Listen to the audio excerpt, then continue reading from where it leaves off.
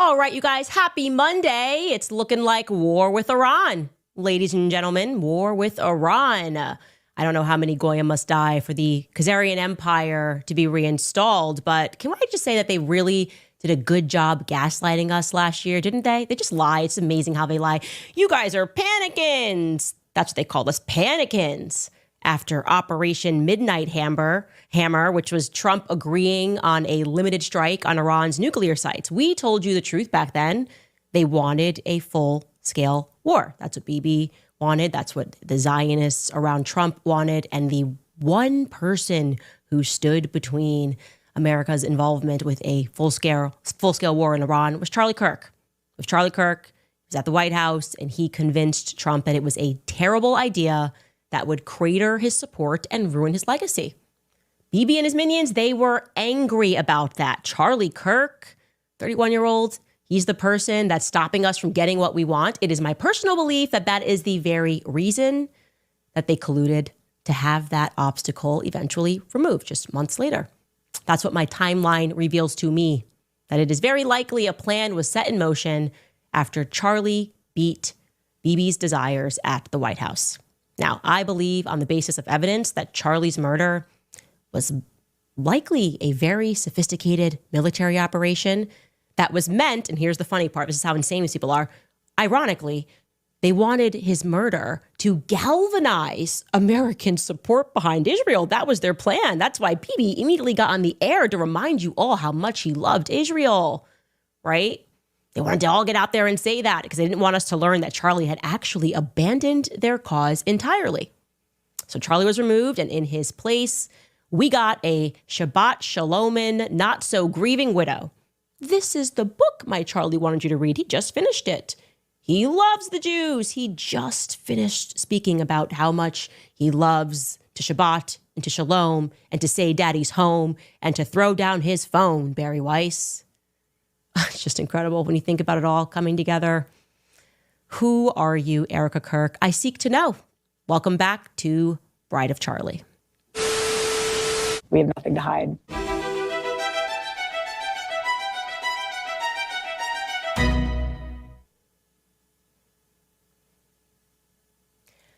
I'm going to be honest. There are some words that I want to echo out like a battle cry. Here they are.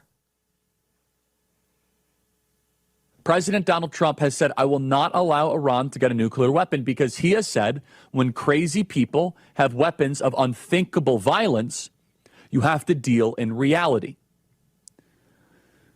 The longer I live, the more I realize that puritanical, ideological approaches to situations like this are not helpful. On one side is the Lindsey Graham, John Bolton types, where they are actively calling for regime change. Here is Lindsey Graham. This is just lunacy.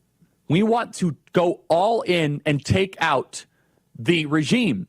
It's time for us to close the chapter on the Iranian Ayatollah and his henchmen and start a new chapter in the Middle East.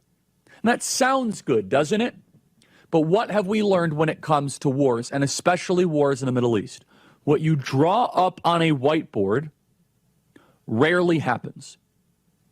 What you think theoretically is going to occur, there might be unintended and unforeseen consequences, especially when you're talking about a country 2.5 times the size of Texas. It has 90 million people and was an ancient and great power with well over a dozen ethnic groups. Who's going to run the country exactly, Lindsey Graham? This sounds like Hillary Rodham Clinton in Libya. So I'm pointing to the first extreme right now, the neoconservative extreme, the we must go take off the head of the snake right now. And Donald Trump is doing a phenomenal job of resisting these calls for regime change. Yeah, the Ayatollah is awful, but maybe he's one of the few guys that can keep that country together and not have a 90 million person civil war. Lindsey Graham is so consistently out of his mind, it's hard to even comprehend.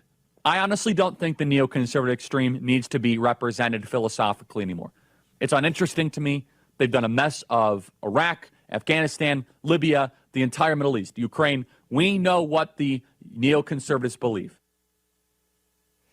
Oh, Charlie, if only you knew that they're trying to convince us that the legacy of Turning Point USA is actually neocons. Neocons will be opening for AmFest, people that want war, people who are cheering about regime change in Iran today are the very people that your wife is going to hand over the keys to. Trying to convince us that that wasn't your perspective, that you didn't have issues with these people philosophically and morally, right? Moral blackmail, what these people were doing to you in the end. By the way, have we heard anything from that new CEO and chairman of Turning Point USA? Any statement over the weekend underscoring what Charlie's beliefs were? She loved Charlie, which, like I said, explains why she must have invited all of his enemies to sort of hostilely take over what he built.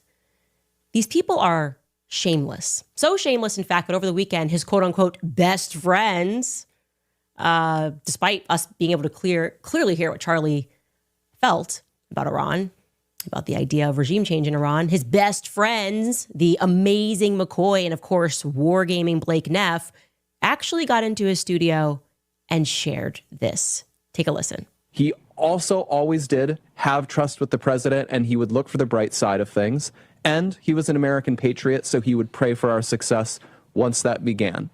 And I just want to say that to offer perspective on how I think he would have felt about this. And that's not to use Charlie as a shield. That is not to use, say, everything just revolves around him, because he's not with us anymore. But I know people, all of us are feeling the lack of Charlie in a moment like this, because he was a natural leader of the movement. Well, I think that's also, like, as soon as all of this broke out, you saw that social media immediately went to go find Charlie clips, because he still is, even in death, like the leading voice on a matter like this. Well, and sorry, go ahead. No, I was just going to say, and it makes me upset, though, because for these people that didn't actually know Charlie, like Blake, you said it, in private, he would be not happy with the situation, and he would express his thoughts. You would oftentimes see him talk about it on the show, but then as soon as this would happen, he would have trust in the president. He would try to calm people down, and so it's really irritating for me to see so many people on social media have the opposite reaction, to use his voice to actually cause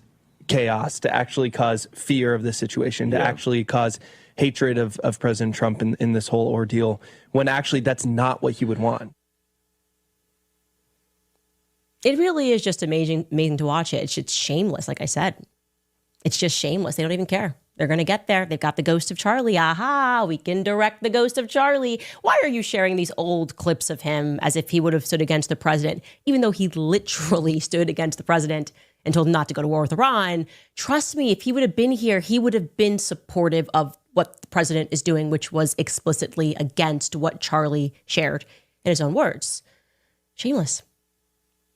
Like Erica, having been slated to record something alongside Bibi Netanyahu and Ben Shapiro. No one even believed me. I tweeted that about a month ago, that they were slated to record something ahead of the Super Bowl. I don't know if it was for the Super Bowl, but it was just ahead of the Super Bowl at Mar-a-Lago. And last second, whatever they were going to record got canceled in the umpteenth hour. She was teaming up with Ben Shapiro and Bibi Netanyahu. And then maybe somebody was like, hey, this isn't a good idea.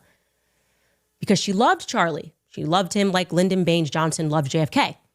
No time to grieve. She needed to be sworn in as the new leader before his body was even cold.